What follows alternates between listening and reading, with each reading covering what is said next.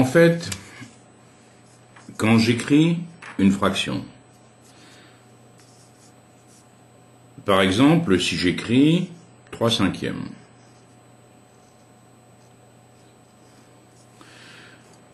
ça signifie deux choses. Ça peut signifier la fraction que vous connaissez bien. Quand vous dites 3/5 d'une tarte, par exemple, ça veut dire que vous prenez une tarte, vous allez la partager en 5 parties qui devront être égales, et vous dites à ce moment-là, si je prends 3/5 de ma tarte, ça veut bien dire que je prends 3 parts sur 5. D'accord? Oui, mais pour nous, en France, 3/5, c'est aussi le résultat d'une opération. C'est-à-dire, c'est le résultat de 3 divisé par 5. Donc, quand on met un trait de fraction, ça peut symboliser à la fois la fraction d'une unité, la fraction d'une tarte, la fraction de tout ce que vous voulez, mais ça peut également symboliser l'opération. Alors, si je reprends un exemple d'écriture de fraction, si j'écris 5 multiplié par 3 sur 2, d'après ce que je viens de dire, c'est bien 5 fois 3 divisé par 2. D'accord? Mais dites donc, quand vous divisez 5 fois 3 par 2, bon, ben, vous calculez d'abord 5 fois 3, hein, vous calculez ce qu'on appelle le numérateur, ce qui est au-dessus de votre fraction. 5 fois 3, ça fait 15. 15 divisé par 2, vous allez dire, ça fait 7,5. D'accord. Alors, la question que vous posez, c'est finalement, quand j'ai ce grand trait ici, quand j'ai ce grand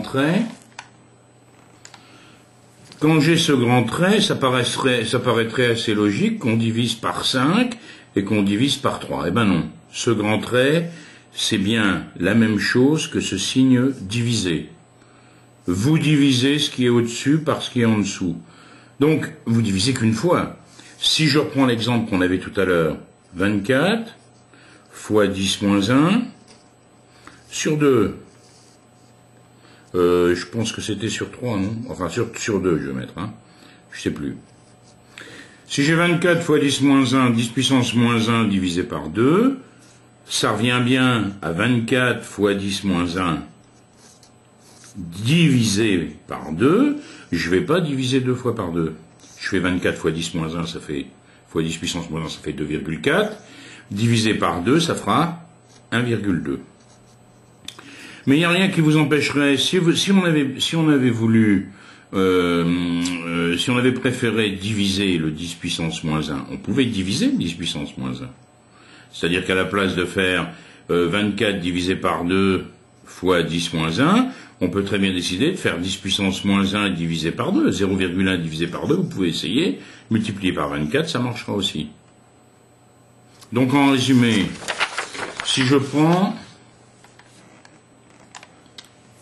l'exemple qu'on avait donc 24 fois 10 moins 1 sur 2, bah, vous pouvez très bien dire que c'est 24 fois 10 moins 1 divisé par 2.